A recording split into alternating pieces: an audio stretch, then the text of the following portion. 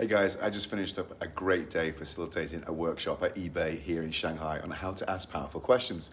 We covered some really important stuff today about why it's so crucial to know how to ask the right questions. You see, knowing how to ask questions effectively helps you communicate better with all kinds of people, whether it's your colleagues, clients, or other professionals in your network. Asking the right questions can also help you get the information you need, learn new things, and create effective solutions. But there's more to it than that.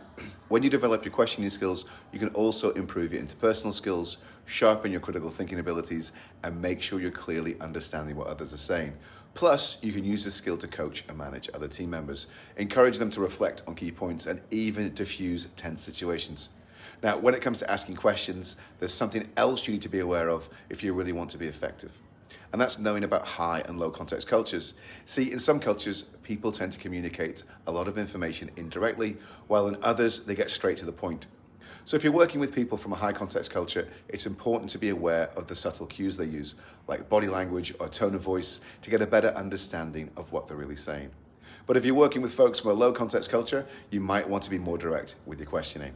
So there you go, guys. The bottom line is this.